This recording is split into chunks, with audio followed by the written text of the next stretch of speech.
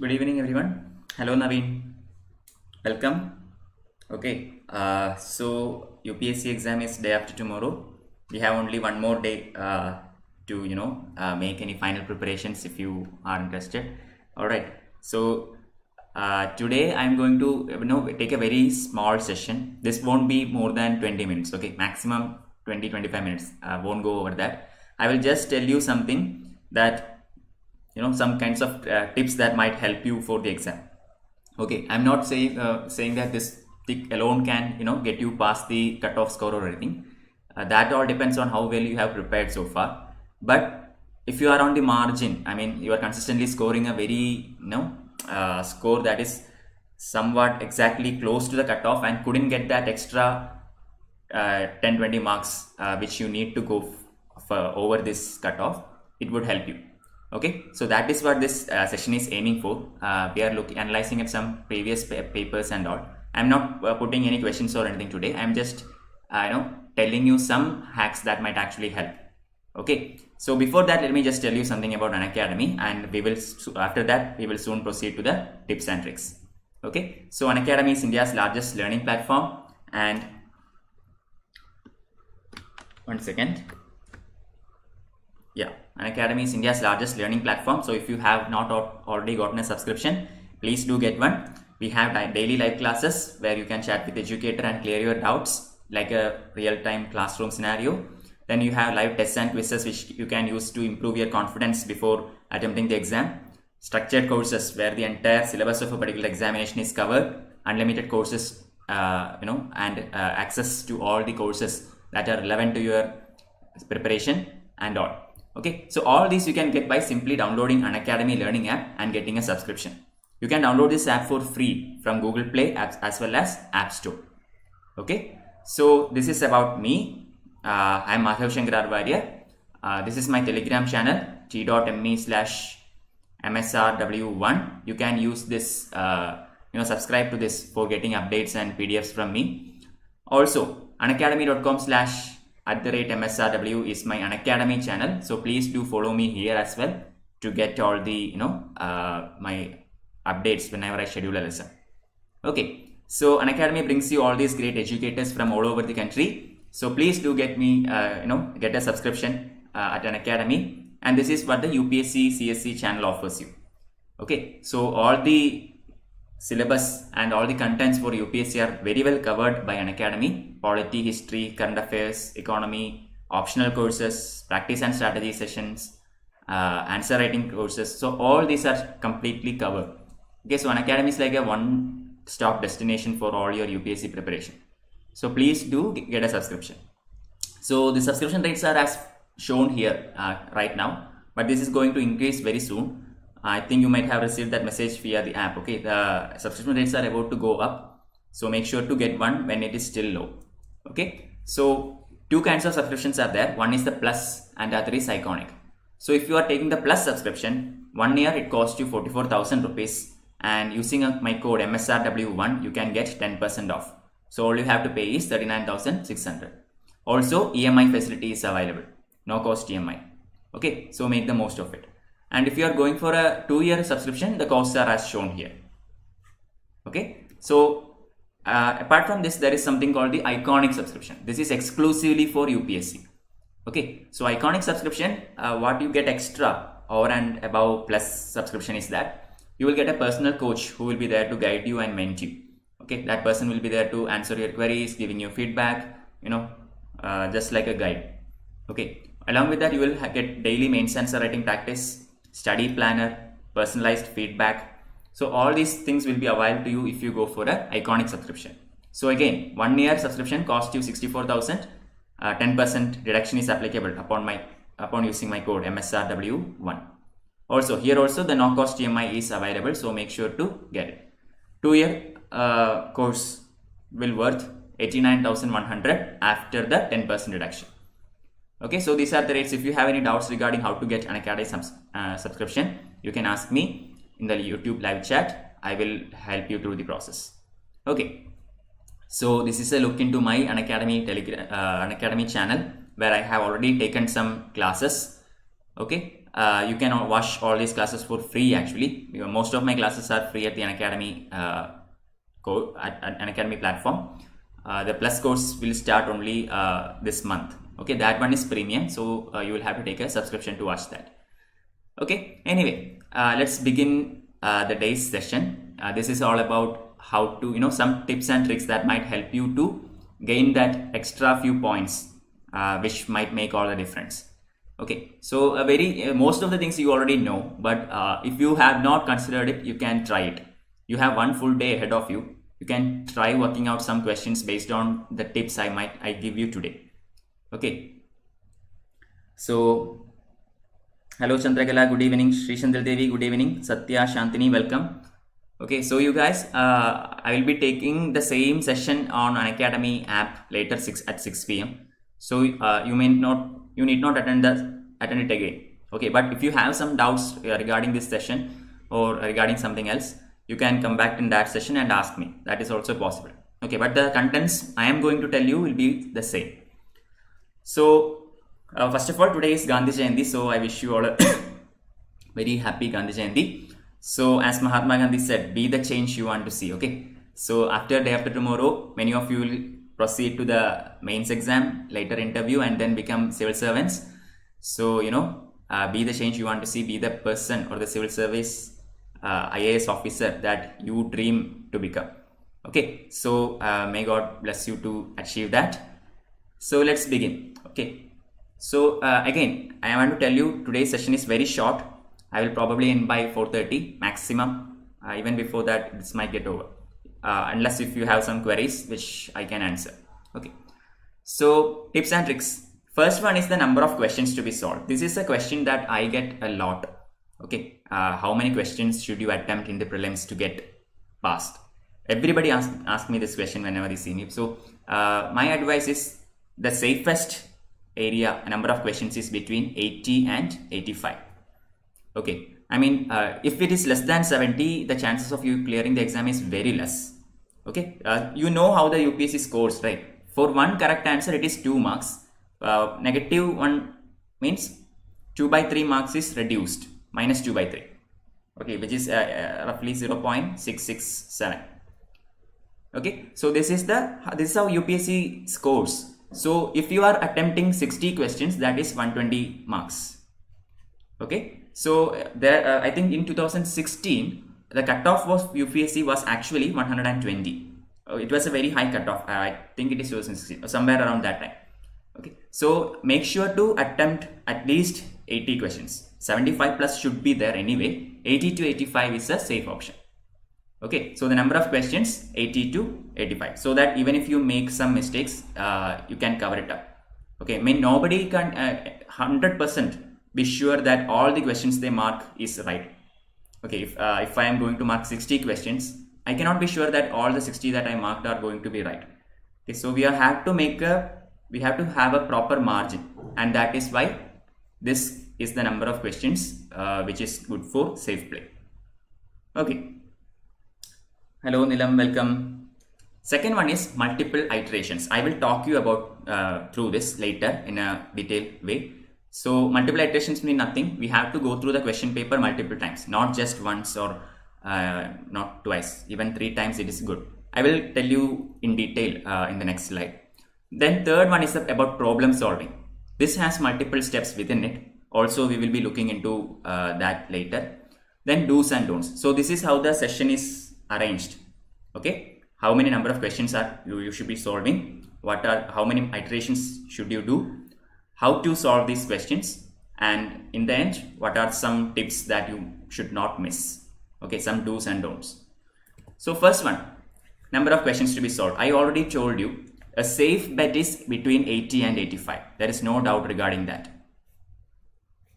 Well, if more number of questions is possible, great. Okay, but 80 to 85 is safe. So understand the difficulty. That is the first and foremost thing. All right. Because for a very difficult question paper, this may not be a good number. Even 70 to 75 would be great if the question paper is really difficult. But if the question paper is extremely simple, then this won't do it. You might have to go for a higher number. 90 to 95 should be on your cards. Okay, so first thing you should do is to understand the difficulty of the question paper. When you do this, you have to understand that the question paper is not difficult just for you.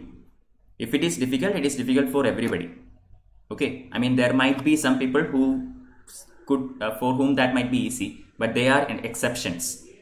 Okay, in general, if it is difficult for you, it should be difficult for the person who is sitting next to you.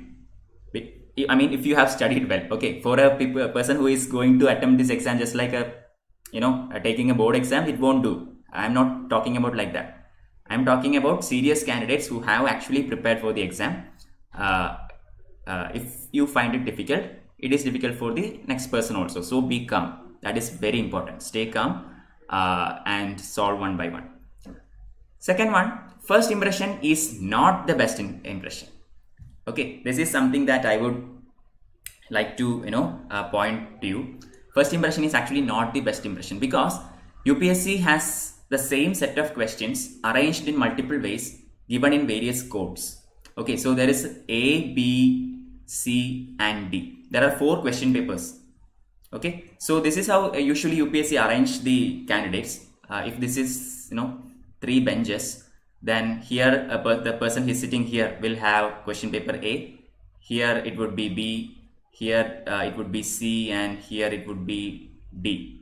Okay, then again here A, here B, and so on. Okay, so at least 4 codes of question paper will be there, and the questions will be jumbled. The same questions will be there, but the number will be jumbled.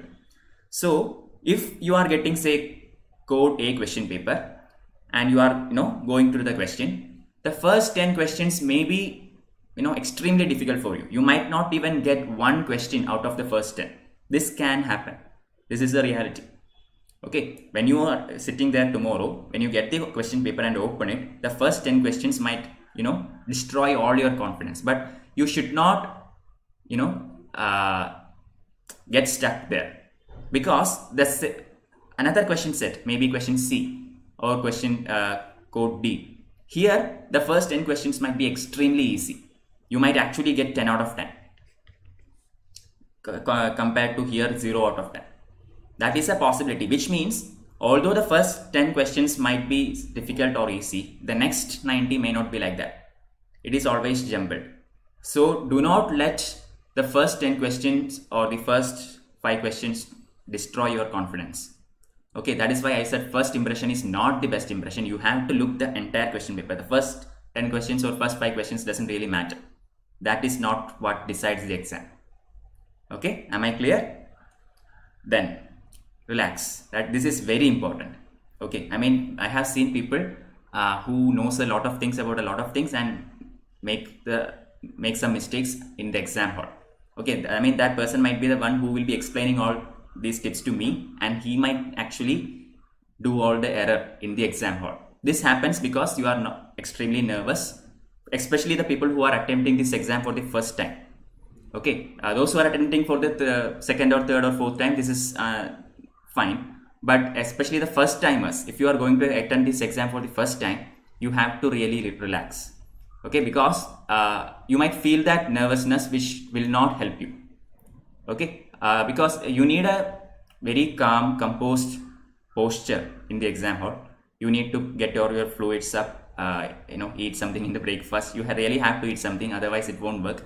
And be calm, stay calm. You need a cool head. You know all these things. All you have to do is apply what you studied. Okay, because even if you have attempted some 1,000 questions in the previous month, first thing, you have to be able to recollect a lot of it. Second thing, some other question might come from the same area you studied, but with the things you studied, you can actually crack that question. In order for all this to happen, your brain should be functioning properly. It should be, the cognitive area of your brain should be at a really high standard. For that, you need to calm your nerves. So relax. Okay, so understand the difficulty of the question paper. If it is difficult for you, it is difficult for the next person also. So stay calm. First impression is not the best impression. Go through all the questions. Okay, do not assess the question paper based on the first 10 questions. If you are going to do that, you will end up at a very bad place. Third one, stay calm, composed, and solve one question at a time. Relax. Okay. Now, multiple iterations. This is the second heading. Yeah, some first attempts are there. Shantini is also saying she's the first attempt. Okay, so you can also, take some points from here. So this is multiple iterations. Never answer everything in the first go. Okay, so there are 100 questions in paper 1.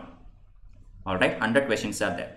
Out of this, I guarantee you that at least 60 questions you won't have an idea. I mean, you won't know the answer for sure. You will have to guess. Maybe the 70. Okay, so in the first go, mark only those questions you are 100% sure. This number might be 30. This might actually be 20. Okay, maybe 50. If the question paper is very easy, it might be 50. If it is very difficult, it might be 10 or even less. Okay, so it doesn't matter. In the first iteration or in the first go, mark only those questions you are 100% sure. For example, here is the OMR sheet shown. Beware, you have to read that instruction paper along with your hall ticket very well. It has been said that black ballpoint pen should be used, otherwise it won't be valued and all these things. So make sure to go through all those instructions. You have to wear a mask, that is also said, otherwise you will not be allowed to enter the exam hall. You are allowed to carry that sanitizer, small sanitizer, but even otherwise it's fine. So read those instructions very well and then go. Okay, don't miss it. So in the for example, here I have shown the first 15 questions of a sample set. 1, 2, 3, 4, 5. Only 5 out of 15 questions has been marked for 100% sure. What does this mean? This means assuming that you haven't made any errors, assuming that it is all in your favor, you have got 5 questions out of 15 questions correct, which means 10 marks are already in the bag. Out of the 15 questions, you have 10 marks. That is, you have scored 10 out of 30 in the first run. So if we project it into 100, you will be scoring enough to get over the cutoff. But even otherwise, in the second, you have to come back in a second loop. Okay, so in the second loop, you have to go for 50-50 because this may not always take you through. After the first run, out of the 100 questions, if you are getting say 30 questions, okay, you are answering 30 questions, you are 100% sure all these 30 questions are correct. Okay, so if all these 30 questions are correct, you have 60 marks in your bag. Fine. So I am, let's say cutoff is something like 105 or 106. Okay, so you still need about 46 marks to pass this exam. So you have 60 marks after the first run. In the second run, go for 50-50. There are questions where you can eliminate options. I have already told you how to eliminate options during my quizzes. I have mentioned it. Today also I will be telling you how you can do that. But if you can eliminate 2 options, then your chances of getting the correct answer jumps from 25% to 100%. Correct? Usually there are 4 options, only one of which is correct. So 25% chance is there for all the options to be correct. So if you can eliminate 2 of them, your chances of getting the right answer is 50-50. 50% right, 50%. Maybe you may end up wrong, doesn't matter. Maybe you will get it right. So if you can eliminate 2 options, go for answering. Okay, don't chicken out, just go for it. So you can answer 50-50 questions in the second round. Then come back in a third round. After this round, you might score something like 100. Your score would be something like 100 because you will be answering around 60 to 70 questions by this time. Okay, here 30 questions, but by now you will be able to score something like 60 to 70 questions. Even if it is less, it is fine, doesn't matter. Come back to a third round. This is the third iteration. Okay, in the third iteration, if you can eliminate at least 1 option, which means out of the 4 options, you are eliminating 1. You have 3 doubtful options in front of you. But even then, your chances of getting the correct answer is 33%. Exactly 33.33. Am I right or not? If you can eliminate 1 option, you have 3 remaining options. And out of these 3, you have 33% chance of getting the correct answer. So here you can be a bit cautious. After the first 2 rounds, after marking all the 50-50 questions as well, if your score is marginal, for example, if it is 100, okay, then you need some more marks to get through, because 100 is a very dangerous thing. General cutoff may not be 100, it will be at least 10 marks over, okay, 106, 107 and all. So you have to go for this also, okay, which will bring the total number to around 85 questions. So when you get a question paper, first go through all the questions very fast. Don't very fast, within the first say 40 minutes or so, you should complete one iteration, or at least within the 1 hour complete the first iteration. And in this iteration, 100% sure questions has to be marked. Only 100% sure questions. Maybe you will get only 10 questions. That is fine. It is fine. Doesn't matter. Okay. And then come back to the second round. Again, mark all the 50-50 answers. Then see how many questions you have actually attended. If the number is very low, then you have to go for higher number. So anyway, come back to the third iteration and mark it. Doesn't matter 50-50 or 70-75. If you can eliminate at least one option, go for marking. If after the second round you are extremely safe, for example, say you are already scoring 75 plus questions after the second round, then you can eliminate this 1 by 3. You need not come back for this one. Okay, if you get some 70 to 75 questions by the end of second iteration, then third iteration is not necessary. You can go for individual questions and mark something if you like. Otherwise, no need. But if the numbers are less, then definitely go for third iteration. It is worth it. Okay, so minimum 3 iterations has to happen in your UPSC prelims. So you will have to adjust the time accordingly. Okay, don't spend too much time in a single question. That is what I meant. Let me just go through your comments. You can ask me in the comments in the session. Okay, I will go through that. I will answer you live. So let me take in some questions before moving to the next one. Yeah, 50-50, it is a chance. Okay, that is a risk that you should take. I will encourage you to take that 50-50, because just think, you are answering 4 questions. Okay, 4 multiple choice questions you are answering based on 50-50. All these are 50-50. Okay, you get 3 of them wrong. Okay, out of the 4 you are getting 3 of them wrong. What is your, and 1 is correct. All right, so what is your score? If you get 1 question correct, you are plus 2. If you get all the other 3 wrong, then 2 by 3 into 3, which is equal to 2 minus. Okay, so if you get 1 out of those 4 questions correct, still your mark is only 0. You are not going negative there. Okay, but if you get at least 2 correct, then you are actually looking at a positive 2 score there. That is what I am telling you. Attempting 50-50 questions is a must. Otherwise, it's stupid. And really it is stupid, because if you are actually eliminating 2 options, you really have that 50-50 chance. And even if in your worst performance, what can happen? At least 1 out of 4 could get correct now. If there are 8 questions, you can get at least 2 out of 8 correct in a 50-50. Even if you go for a blind guess, at least 2 could be correct. Then still your score is 0. That is safe. Anything greater than 2 out of 8, you will get a positive score. Are you getting this? Are you getting this idea? This is how you should work out. Yes. Now let me. Any other questions? Okay. No. So we will proceed.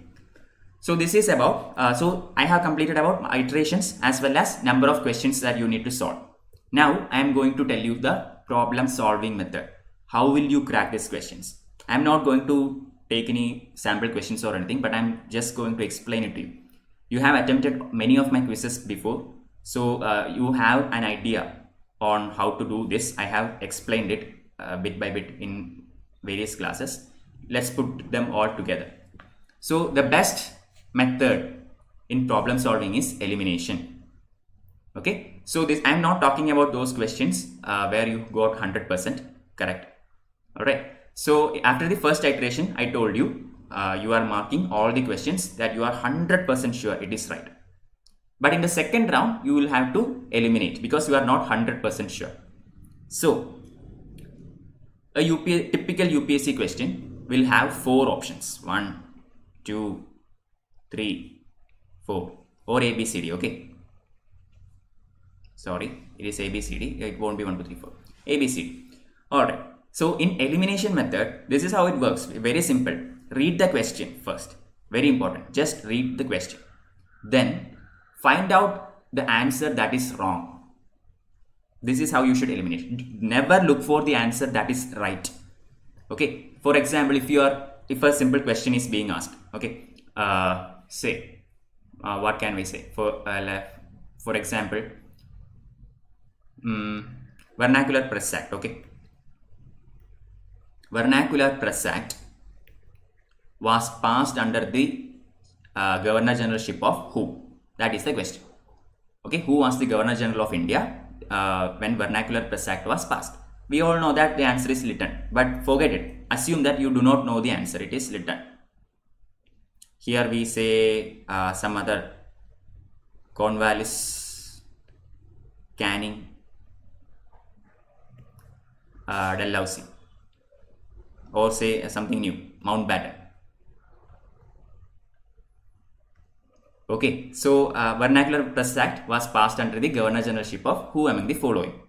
Now, if you do not know the answer, imagine. Okay, first of all, we know based on the options, we know that Mountbatten is somebody who came towards the end in he came to India only in 1946 or something. Okay, so very late into the freedom struggle, and we know that Vernacular Press Act was not in the 20th century; it was in the 19th century. So we can eliminate Mountbatten. 1 is down. Now we have 3 options: Cornwallis, Lytton, Canning. We can eliminate Cornwallis also because we know Cornwallis is associated with very early period, our civil service code and all these things. This is also gone. Question: Lytton or Canning? This will be the doubt because almost Canning was in India between what, 56 to 60. And Lytton was somewhere 77 to 79, somewhere around that period, not exactly, but somewhere around that period. So this is a pretty closer timeline, so we may not be able to eliminate it. So we have actually eliminated 2 options. Okay, so here is a 50-50. You can go for Canning or you can go for Lytton. This will be based on how you might have, how well you have prepared. But if you can get it here, then go for answering. You might answer Canning, doesn't matter, you will get that wrong, but the next question could be different. Okay, might go other way. So at least if you can eliminate 2 options, go for elimination. Go for answering.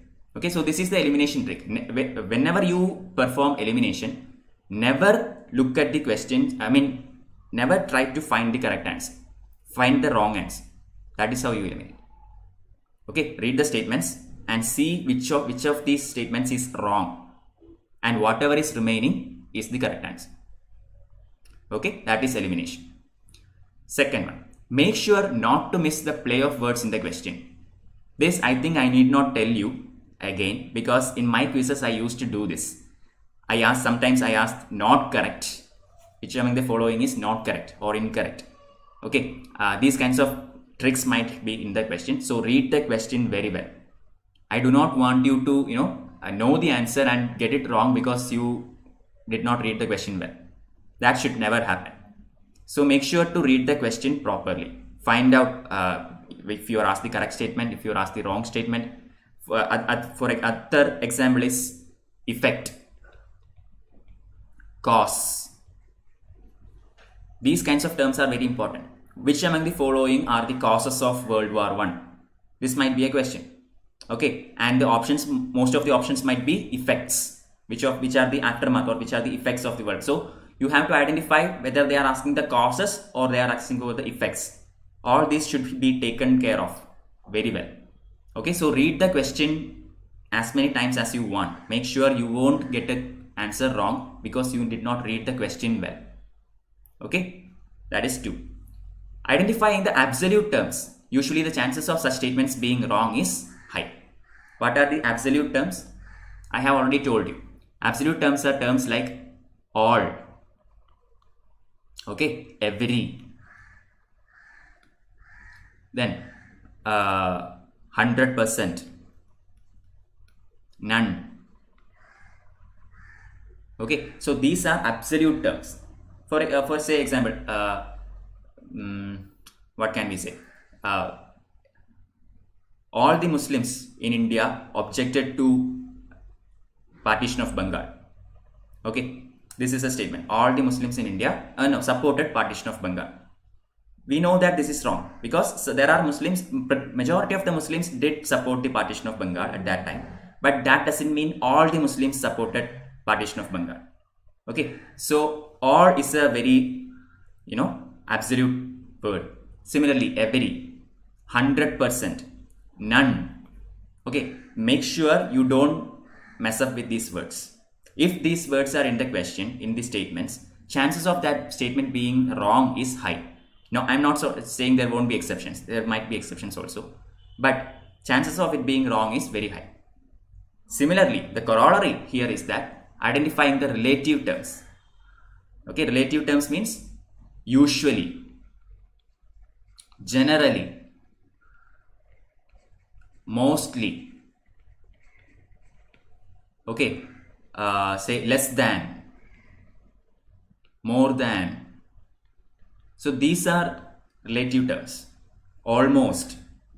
Okay, say almost all. Almost all. Say almost all the political parties. Striked against the Rowlatt Act. Okay, almost all the major political parties of India striked against the Rowlatt Act.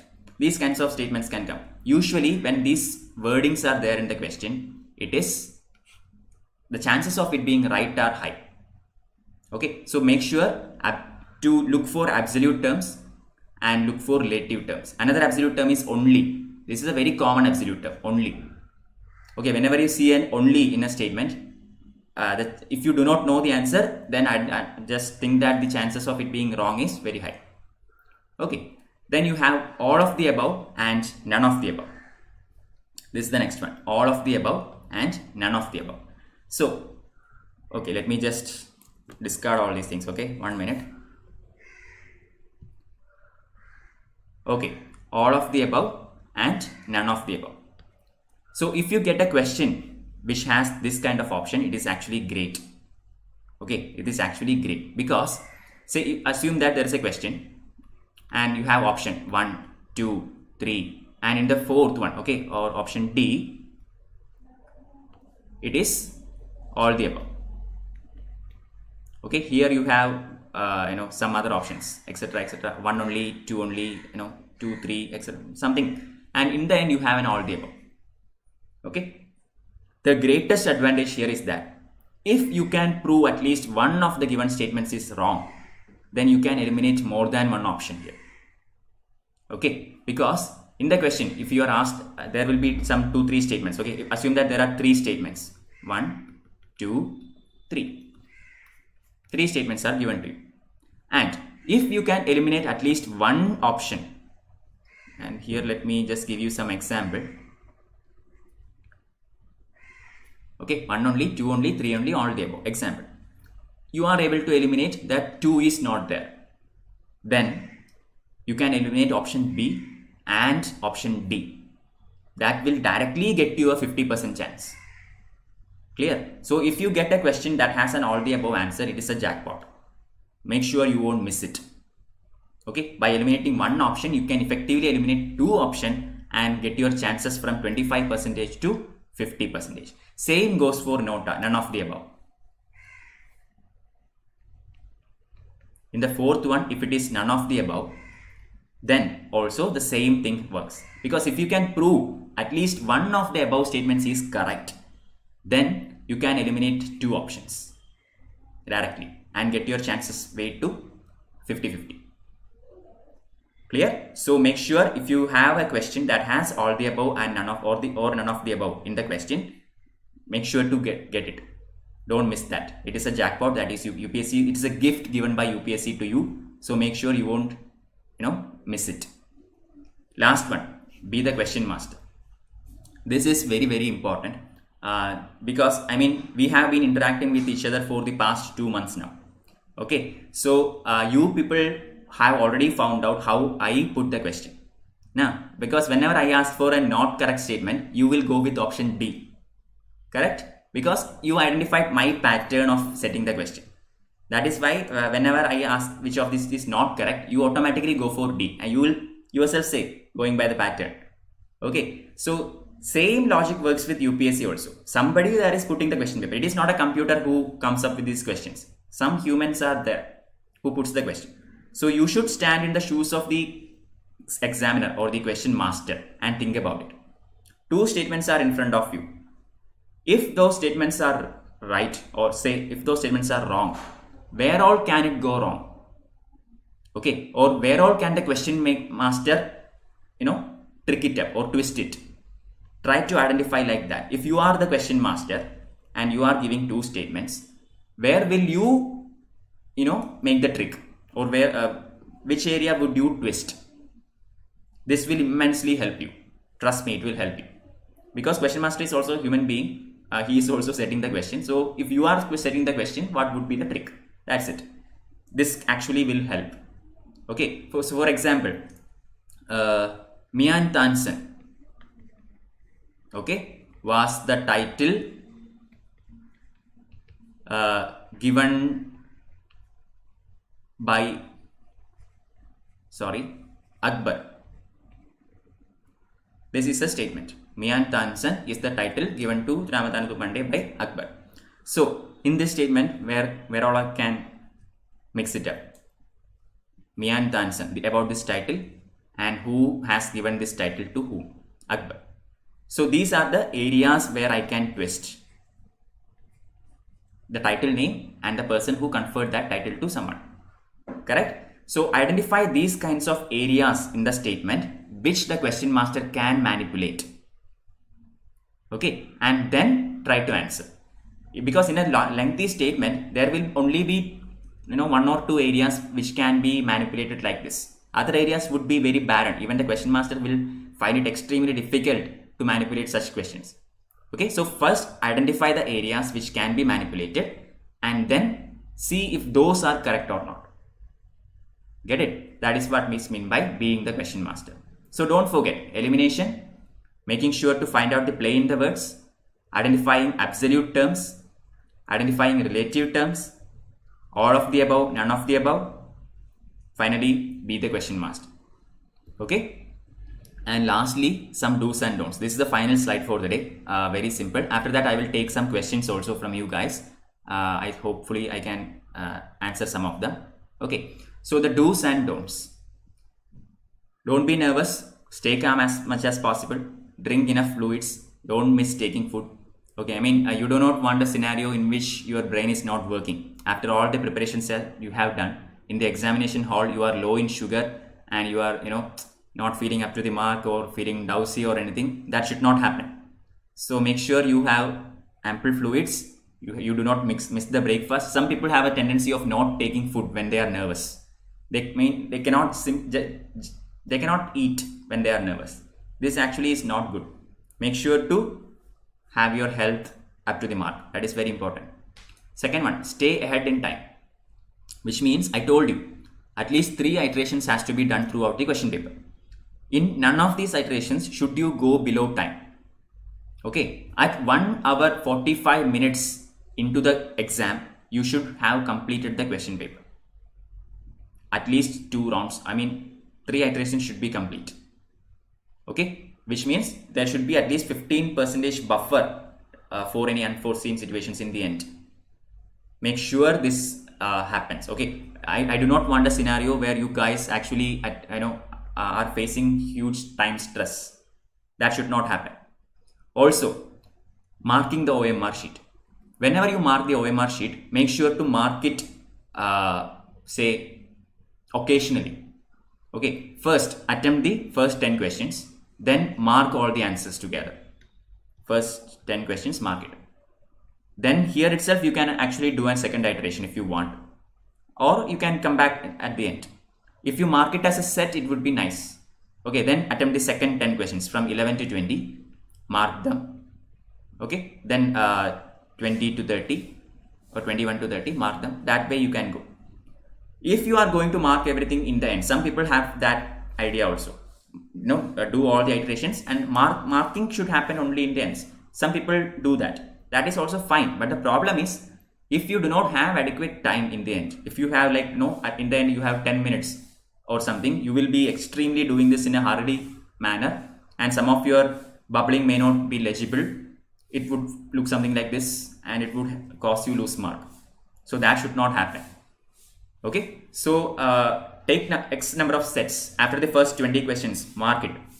Next 20 questions, mark it. That way, going would be much better. Take calculated risks. Okay, I mean, risk aversion is not that good here. If you have to, in UPSC prelims paper, you have to take some risk. I will give it out to you. Okay, don't try to avoid risks. It won't help you. You have to take some risks.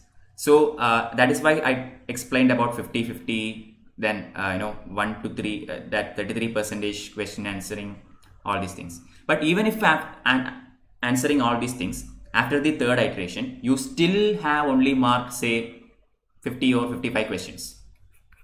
This can also happen. After 3 iterations, you are still only able to answer 50 to 55 questions. That won't get you over the mark. Correct?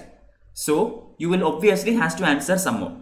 Around 45 to 50 questions are remaining, and you simply have to answer these questions. There is no other way. Okay, so you will have to go blindly sometimes. So even if you have to go blindly, make sure the number of questions that you attempt will not go less than 80. 80 questions should be marked anyway. Okay, unless after the 3 iterations you have something like 70 to 75 or 75 to 80. Okay, if the question paper is extremely difficult and you are finding that you cannot even mark 55 questions, then go for it. Doesn't matter. Take your luck or whatever you want and make it up to 80. But after the third round, you are sufficiently marked about 75 questions and you feel good about it, then don't go for that blind guess. It will only cause you trouble. Okay, then one thing I want to tell very clearly, don't try to identify patterns in exam, in the answer sheet. Okay, I have seen some students, they would, after marking about 10 questions, the pattern might be A, B, C, A, B, C, these kinds of stupid patterns might emerge. Okay, usually nobody do that, but there are people who actually do it. So do not try to find patterns in the answer sheet. Okay, that is extremely stupid. It won't work. UPSC is much better than that. Okay, you would be fooling yourself only. That won't work. You have 2 hours, which means 7,200 seconds. Use it. Okay, just because you finished the question paper in 1 hour doesn't mean you can get out of the exam hall. You will have to stay in the exam hall for 2 hours anyway. Irrespective of what happens, you have 2 hours. So make sure you use that 2 hours. This is where I have to stress it, because some people have this tendency to jump through it. If I have already told you, you have to go 3 iterations in this question paper. But after the first iteration, sometimes the time might be 40 minutes or 50 minutes. Then there is a tendency for fast reading. So when the second iteration comes, people will very quickly read the questions and miss out all the important terms. Most of the things that you read might not register in your mind. This is not good. That is why I am telling you, you have 2 hours. 7,200 seconds are there. Make use of it. Okay. Fifth one. Never revisit a done deal. What is over. Which means, after reading a question, I assume that you have marked in the OMR sheet. Okay, you are for A, B, C, D. You are marking the option B. You are already marked it. Never read this question again. Never. You might have some 15 minutes remaining in the exam hall, and you might feel nice to look in the question paper and answer sheet and all these things. But never read a question again once if you have already marked it. Because assume that the answer to this question is C. So for example, say some index, it is about some military exercise, Malabar exercise. Okay, we know that Malabar exercise is between USA, India and Japan. Okay, in the option it is Australia is also given. Okay, these are the 4 options, A, B, C, D, and you are asked the question, which among the following countries does not take part in Malabar exercise? Okay, so the answer is A, Australia. But unfortunately, you knew the answer, but you marked option B, US. If you realize that you marked this wrong option only after the exam, it is fine. I mean, you obviously got it wrong, but that is fine.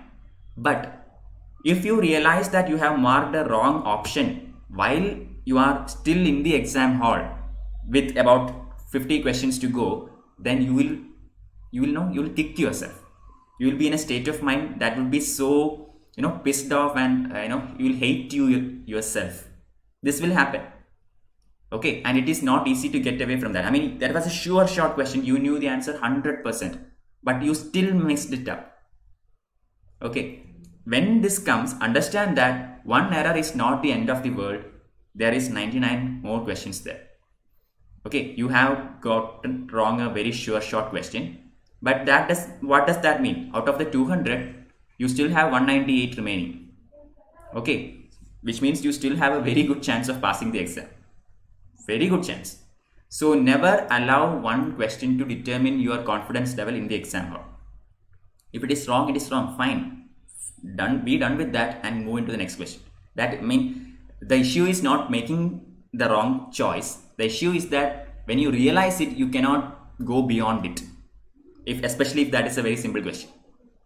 Okay. So in order to avoid these things, the most important thing is to take your time, read the questions clearly, very carefully, and answer only 100% sure questions in the first go. Because when you go through the question paper, there might be associated questions. Okay, so a question coming about Ashoka, King Ashoka, and you do not know the answer, and there itself you are guessing.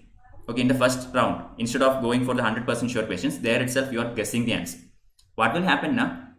You might have marked that answer in the answer sheet, but later, maybe 77th or the 90th question, there might be some clue regarding the first question. This can happen. Okay, this has happened before. So in the 10th question, it might be something about Mauryas or anything that you may not know for sure. But the 90th question is also something about that, and this question actually has some clue to that question. This might come. Or maybe it's that when you read the 90th question, you might actually remember something you read somewhere that can help you, gain access to that 10th question. This is also possible. Okay, I mean, there are maybe a word or a phrase might actually trigger your memory. That's all what you need. When you close your eyes, a particular word might trigger the entire memory of that page of your textbook or your lecture note or that image on the right hand side of that NCERT textbook, and this might be enough to answer. Okay, that is why it is very important in the first run, mark the questions only if you are 100% sure, because you do not want to come back and think I should not have done that at that time. It shouldn't happen.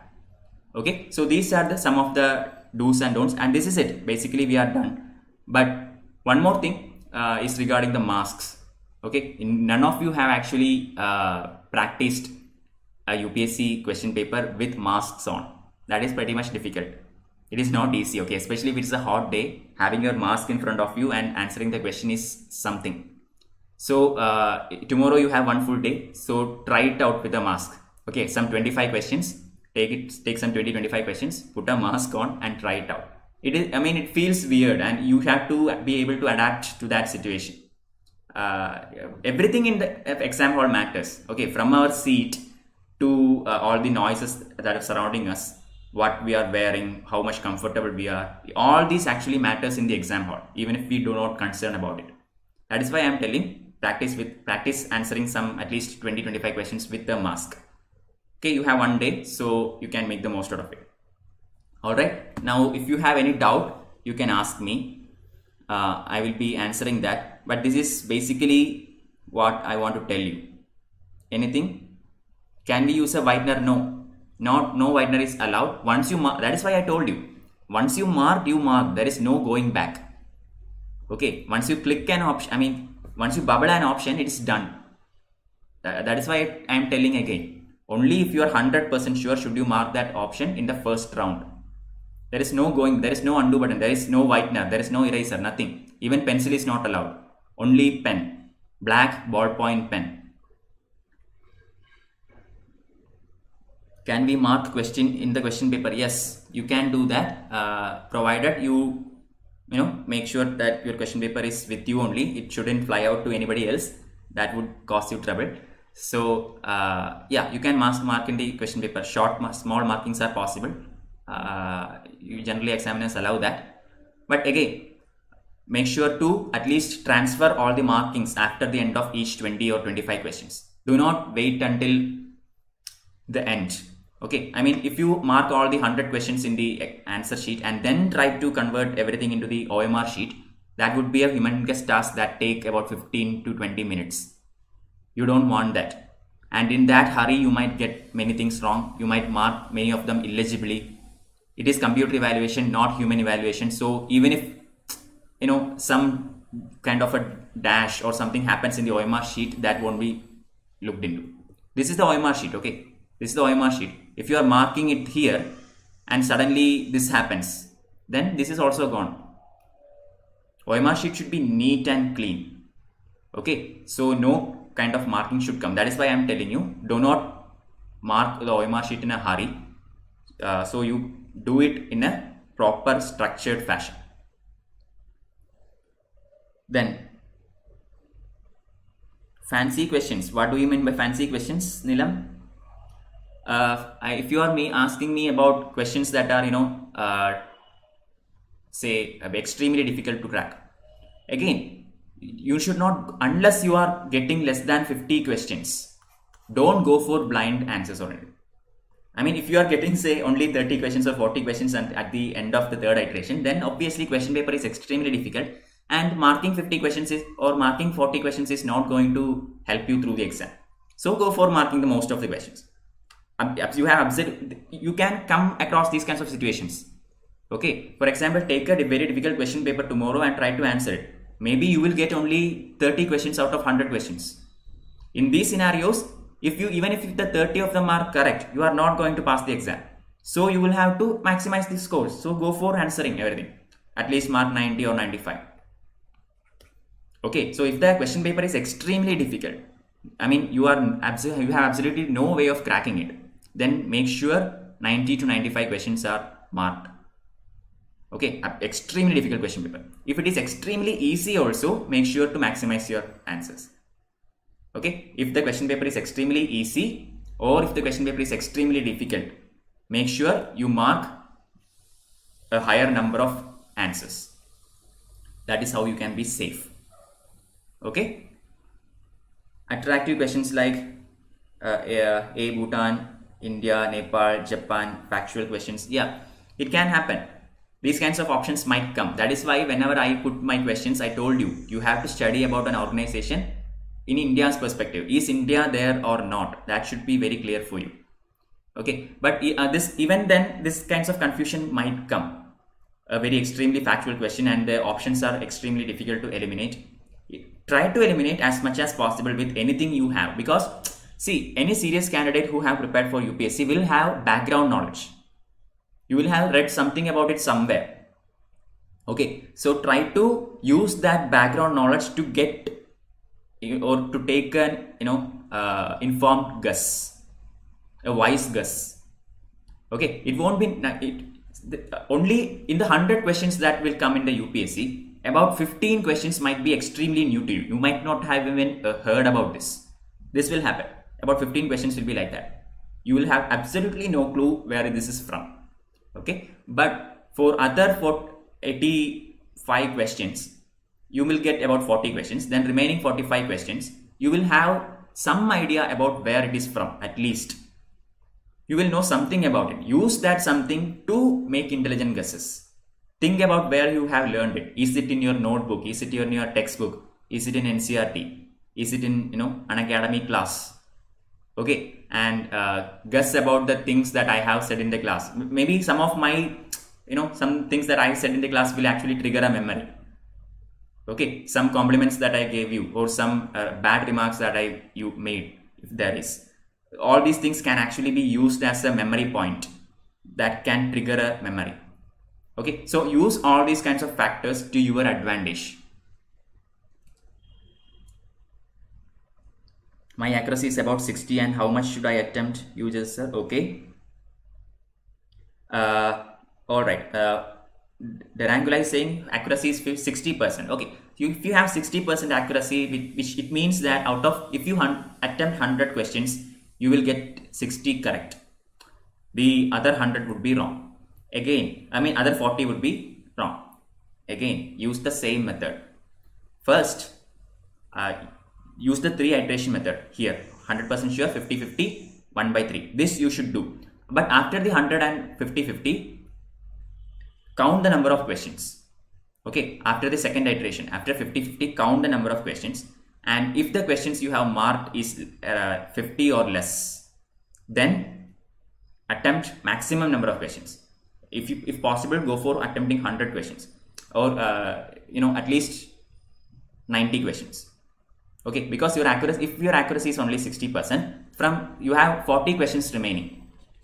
Okay, so 60% of 40 is what? 6 into 4, 24. So out of the 40 questions, you will commit 24 questions correct answer, 16 questions wrong answer. Okay, so 24 questions correct answer, you will get 48 marks. 16 questions wrong answer, you will get how much negative? Say we can round it off here. So it will be something like 10. So 48 minus 10, which is 38. You will still get a positive score based on your accuracy percentage. Understand how this works? Don't be afraid. That is why I told risk aversion is not what we want in UPSC. You should be able to make calculated risks. If you have already attempted 70-75 questions and feel safe about it, then don't go for this. Okay, that might actually ruin your plans. But if the number of questions you have attempted is less, and there is no way passing the exam with that many number of correct answers, then you should go for this kind of technique, and this will help you. Even if you make 16 wrong and 24 correct, you are still getting 38 additional marks, which is huge. Okay.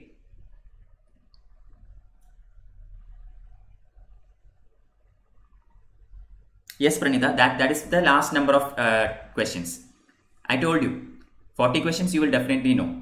Around 40 to 45 questions you will have to guess. Last 15 questions, no idea. It is either you know it or you don't know it. That kind of questions you touch only if you are not able to get the minimum number of questions correct. Okay, that's what I told you. If you are attempting only 40 questions, then you are no way passing the exam. In that case, go for answering those 15 also blindly, because there is no other way. But otherwise, don't touch it. Okay, if you are already getting 70 to 75 questions without touching this, stay with it. Don't use this. Okay. What are the things that we want to carry for exam? What are the things we are not allowed a lot of things in the exam hall, including water bottle, I think. But we are allowed to carry a watch. Okay, the UPSC instruction sheet says that we are allowed to carry a watch. So a watch means not a digital watch, a very basic analog watch that is allowed in the exam hall. Water, I think, will be provided by the center itself. We are not allowed to bring water bottles inside the hall and all. Also, any valuables will have to be kept outside.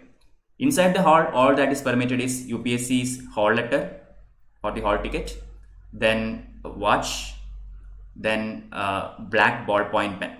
You are not allowed to carry pencil, blue pens and any other things, eraser, whitener, all these are banned. Okay, so there will be frisking.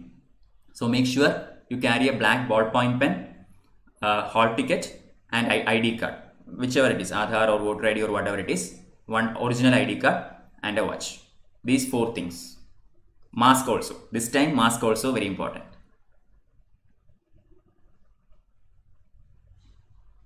Pranita, that is still a question. Okay. That is an interesting question I want to give, but let's see. Okay, I think that is it. We will wind this up. It is already very late. But anyway, we will meet again on October 6th. Okay, I have planned lessons for October 6th here in YouTube, where I'll be starting the NCRT series for history, comprehensive NCRT series. In the Unacademy app, I will be starting plus session for mains, history mains optional. Okay, so anyway, we will meet at October 6th. So those of you who are writing this year, tell me what happened on October 6th. If I am writing, I will also tell you if I will pass or not. But whatever it is, understand this. This is one final thing that I have to tell you. The exam day is a very important day in your life, but it is not the end of the world. Okay, UPSC is not the end of the world. You are very passionate about UPSC and you want to crack it. So there is multiple attempts there. There are people who have cracked UPSC even in the 6th attempt. Those people who have reservations, some of them have cracked in the 8th attempt. So all these are there. This you have to understand this. Don't get overly sad because you couldn't pass, or don't get overexcited because you did either. Because prelims is just a one level. The real fight starts in the mains. Okay, so this is just a very important day. It is not the end of the world. Understand this while you go for the exam. Okay. Anything else? The persons who takes us for the exam will be allowed inside center during exam. No, they will ask them to stand outside. The gates of that particular school or college will be locked, and the parents or guardians will have to stay outside. Even in the pandemic situation, we won't be allowed to carry our own water bottle. Water bottle is usually not allowed in the exam hall. Last year also, many people, I attempted last year, I did not clear. When I went there, many people bought water bottle, but the people there asked them to keep it outside. Okay, maybe due to corona and all, some kind of relaxations might be there, but usually it is not allowed, and it is safe if you do not bring it in. Okay, I mean, you are only 2 hours, the exam is only 2 hours. You might have to enter the exam hall before say 15 minutes or so. Even then, it is just less than 2.5 hours. So adjust it accordingly. Usually water is provided inside the hall. This time due to COVID, there might be some relaxations, I don't know. Usually it's not allowed. Okay. Then, will there be paper discussion? If you want paper discussion, I can arrange a paper discussion. That is up to you. Then, sir, do we need to carry printout of instructions with the e-admit card? Printout of admissions is, you have to take a printout of instructions, but usually it doesn't matter. It is an instruction for you. I mean, in the UPSC, it says that you have to take this printout as well. But in the examination hall, all that matters is if you have the hall ticket or not. There are 2 pages. The first is the hall ticket page and second page is the instructions. First page is what you really need. The second page, you just have to read it very carefully and make sure you are incompatible with all those instructions. How can an average can crack? Yes, anybody can crack UPSC examination. Okay, day after tomorrow it is prelims. Okay, so does average means, it doesn't mean if you are really brainy or anything. It is all about making intelligent guesses on day after tomorrow. So far in any test series that you have attempted, you may not have even scored 100 out of 200. This is quite possible. This is natural also. But nothing matters. If you have scored 150 out of 200 in all the test series that you have so far attempted, that doesn't mean you will be scoring that high marks day after tomorrow. You might fail. But similarly, if you have attempted, if you have only scored say 70 or 50 in all the previous tests you have attempted, that doesn't mean you are going to fail day after tomorrow. You can actually pass. All that matters is how you attempt the exam on Sunday. Okay, so stay positive. Keep your nerves calm. This is simply one exam. This is why I put this sentence at the end. It is a very important day, but it's not the end of the world. So stay calm, attempt the exam. Maybe you will pass, maybe you won't.